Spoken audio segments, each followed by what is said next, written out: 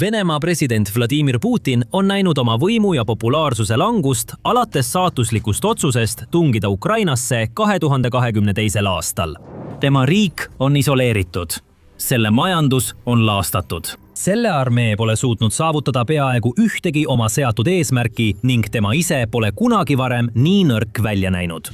Aga Putinil on alati olnud üks ülioluline päästerõngas, millest kinni hoida – nafta. Nafta, mis on ülemaailmse majanduse elujõud, on olnud Venemaa peamine ekspordiartikkel, tuues sisse piisavalt raha, et toetada riigi kõikuvat rahandust ja hoida Kremlit sõjamasinat töös. Kahjuks Putini jaoks võib see päästerõngas nüüd olla läbi lõigatud. Ukraina on Venemaa naftasektori täielikult hävitanud ja siit enam tagasiteed ei ole. Ja pole nii, et Putinit poleks hoiatatud. Ukraina väed on oma kavatsustest juba mõnda aega selgelt märku andnud.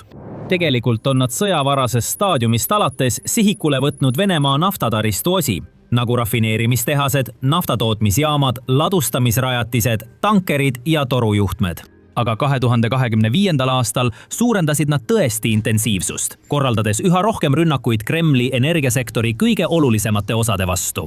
Korduvalt saabus teateid, et suuri naftarafineerimistehaseid süüdati või tankereid hävitati öistes droonirünnakutes ja ootamatutes raketilöökides.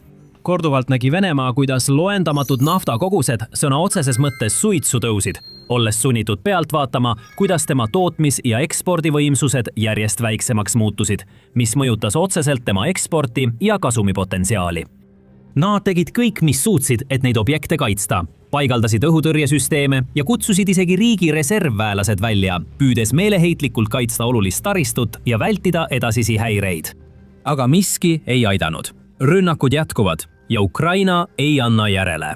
Tegelikult teeb ta hoopis vastupidist, suurendades oma rünnakute intensiivsust ja avaldades üha suuremat survet Venemaa kõige olulisemale tööstusharule. See on viinud selleni, mida Reuters ja teised meediaorganisatsioonid on nimetanud Venemaa kaasaegse ajaloo kõige tõsisemaks naftavarustuse katkestuseks. Ja statistika kinnitab seda. Aruanded näitavad, et Venemaa naftaekspordi võimekus on vähenenud lausa 40% võrra. See teeb umbes 2 miljonit barrelit päevas. 2 miljonit barrelit, mida Venemaa suutis varem iga päev erinevatele riikidele üle maailma müüa, tuues oma majandusele aasta jooksul tohutult raha sisse. 2 miljonit barrelit, mis aitasid Kremlil oma sõjamasinat toita, võimaldades Venemaal jätkata oma sõidukite tankimist, maksta sõduritele palka ning toota rohkem pomme, rakette ja droone, mida tulistada Ukraina linnade ja asulate pihta. Elutähtis ja fundamentaalne tulu ning toetuse allikas, mille Ukraina on oluliselt vähendanud. Ja see ei juhtunud üleöö. See on pikaajalise kampaania tulemus, mis hõlmab sihitud täppislöökide seeriat, nõudes asjatundlikku planeerimist ja laitmatut teostust. Need löögid toimusid kogu 2025 aasta jooksul ja on jätkunud ka 2026 aastal, kus Ukraina tuvastab regulaarselt uusi sihtmärke, koostab plaanid nende kahjustamiseks või hävitamiseks ning viib need plaanid ellu halastamatu tõhususega. Näiteks ainult 2026 aasta märtsis toimus mitu suurt rünnakut mõnedele Venemaa kõige olulisematele naftarajatistele. Näiteks kuu alguses korraldas Ukraina rünnaku Novorossijski naftaterminalile.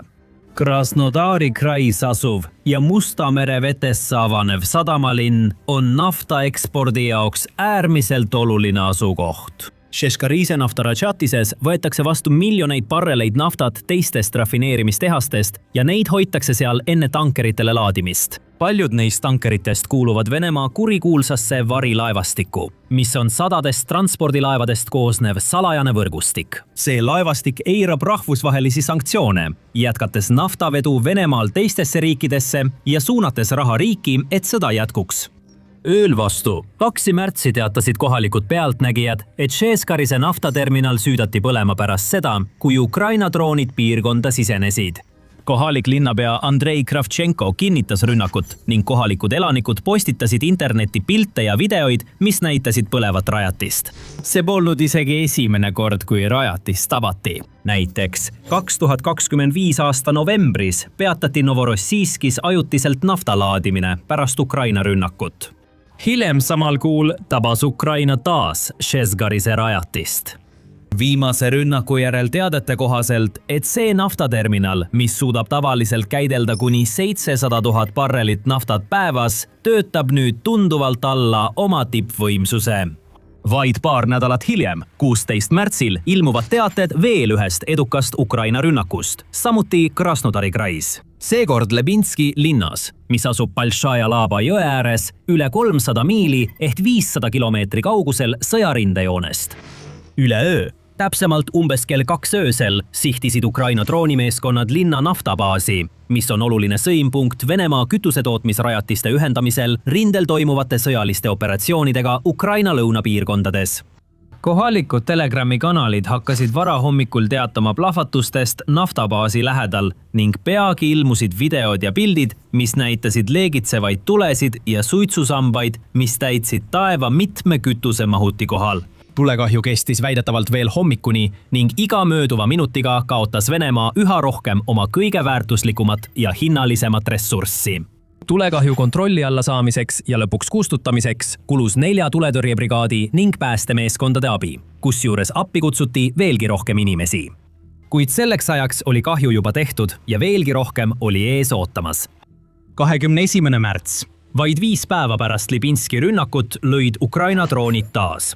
Seekord märgati nende droone Saratovi naftatöötlemistehase kohal, mis asub Edela-Venemaal Saratovi oblastis.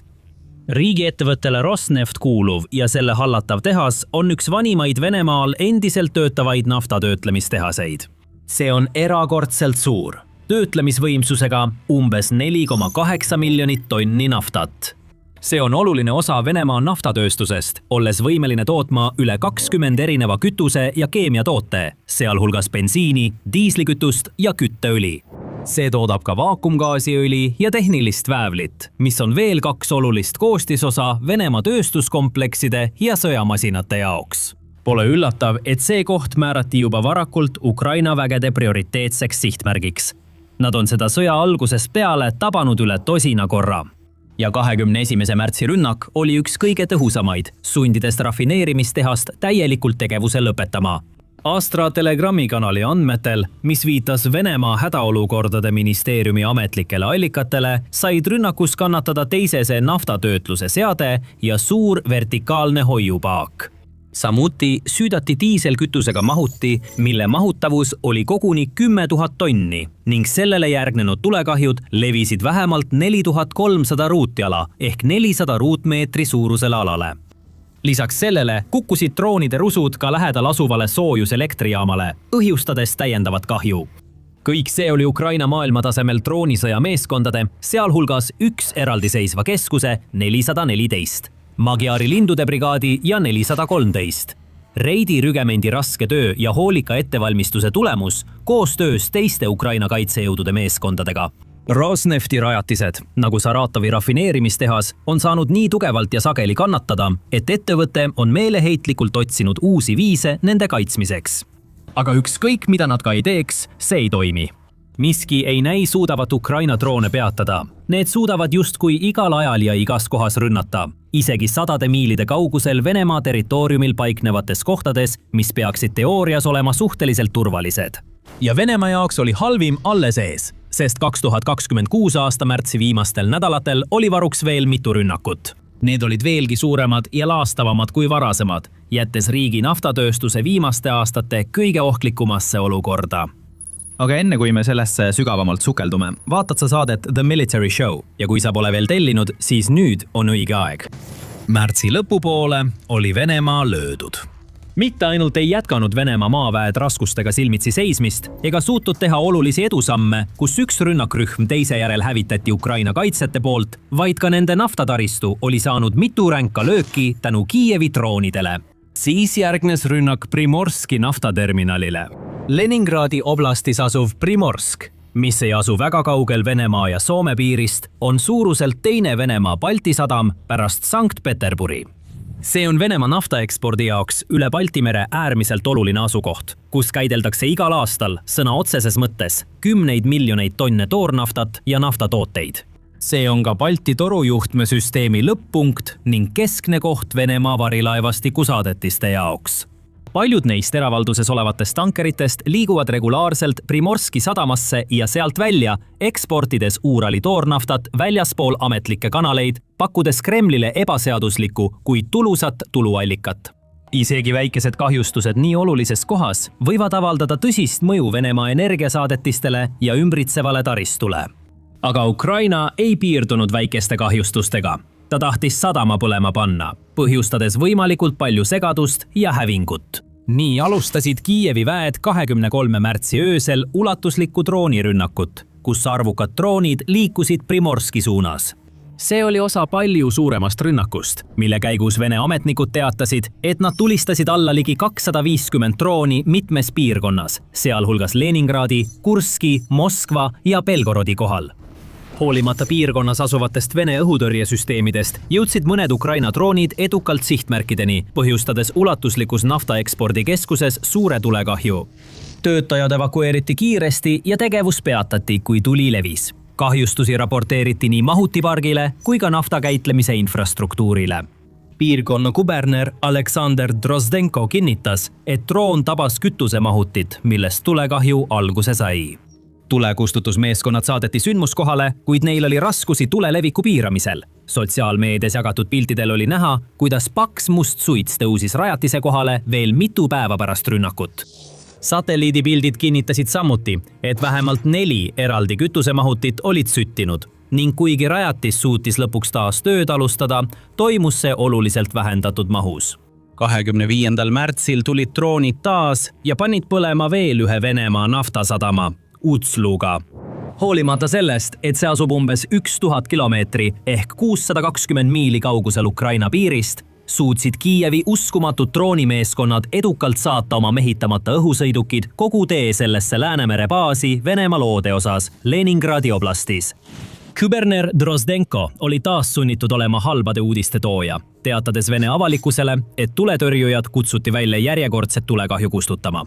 Drozdenko püüdis samuti rünnaku mõju pisendada, kuid sotsiaalmeedia raportid ja internetti postitatud pildid rääkisid hoopis teistsugust lugu, kuna elanikud lugesid piirkonnas vähemalt 10 plahvatust. Kohalikud rääkisid ka tohutust helendavast tulest, mis valgustas öist taevast, ning musta suitsusambast, mis täitis õhku koidu saabudes. Ka seekord oli see rünnak suunatud Venemaa naftatööstuse ühele kõige tootlikumale osale. Väidetavalt suudab Utsluga sadam käidelda umbes 700 000 barrelit naftat iga päev. See on ka ülimalt oluline tootmiskoht, kus töödeldakse igal aastal kuni 45 miljardit kuupmeetrit maagaasi. Samuti toodetakse seal umbes 30 miljonit tonni veeldatud maagaasi, LNG, samuti miljoneid tonne etaani ja veeldatud naftagaasi, LPG. Kuna see on nii oluline asukoht, on Ukraina seda korduvalt sihikule võtnud. Esimene suurem rünnak Ukraina julgeolekuteenistuse poolt toimus juba jaanuaris 2024. Teine rünnak viidi läbi augustis 2025. Märtsis 2026 toimunud rünnak on vaid viimane ränk hoop sellele kurnatud rajatisele, nagu mitmed raportid kinnitavad. Kogu terminal, mis ekspordib ka teisi kaupu, nagu kivisüsi, teravili ja väetised, tuli sulgeda ja isoleerida, kuni tuletõrjujad tulekahjuga võitlesid. Järgnenud päevadel on ametnikud vaeva näinud sadama taasavamisega ja tööle saamisega ning võib minna veel üsna kaua aega, enne kui see jõuab tagasi oma tippvõimsuse lähedalegi. Ja Leningradi oblasti naftaõudusunenägu ei olnud veel läbi. Ööl vastu. 26. märtsi toimus veel üks ulatuslik droonirünnak. Seekord koondusid Ukraina droonid ühe Venemaa suurima naftarafineerimistehase, Kiriši naftakeemia tehase ehk Kinevi tehase ümber, mis asub mitte kaugel Venemaa suuruselt teisest linnast Peterburist. Seda tehast omab üks Venemaa juhtivaid gaasiettevõtteid ning see suudab rafineerida kuni 20 miljonit tonni naftat aastas, mis teeb sellest kogu riigi suuruselt teise rafineerimistehase töötlemisvõimsuse poolest. See toodab tohutul hulgal kütust ja naftakeemiat, mida kasutatakse nii Venemaa siseselt kui ka saadetakse kaubanduspartneritele üle kogu maailma. 26. märtsil tabas üle 20 Ukraina drooni selle koha ja selle ümbruse kriitilist taristut ning piirkonna kuberner Aleksander Drozdenko pidi taas mikrofoni ette astuma ja juhtunust aru andma. Nagu Venemaa kubernerid sellistes olukordades sageli teevad, püüdis Drozhdenko keskenduda positiivsele, märkides, et piirkonna õhutõrjesüsteemid olid edukalt tõrjunud mitmeid Ukraina droone ning lisas, et teateid inimohvritest ei olnud. Ta tunnistas siiski, et nimetamata tööstuspiirkond oli saanud mõningaid kahjustusi. Ja kuigi Venemaa kaitseministeerium kiitles samal ööl umbes 125 Ukraina lennukitüüpi drooni allatulistamisega, riik oli sunnitud peatama lennutegevuse mitmes oma tähtsamas lennujaamas, sealhulgas Moskva Šeremetjevo ja Peterburi Pulkovo lennujaamas. Sellised rünnakud ei lõpe. Tegelikult muutuvad need tõenäoliselt ainult intensiivsemaks ja laastavamaks, mida kauem sõda kestab. Sest sõja alguspäevil pidi Ukraina keskenduma palju rohkem oma territooriumi kaitsmisele ja Vene rünnakute tõrjumisele. Neil polnud aega ega ressursse vastu rünnakuteks. Samuti puudusid neil vahendid, mis võimaldaksid sügavale Vene territooriumile ulatuvaid täppislööke nagu droonid ja raketid. Nüüd on olukord hoopis teistsugune.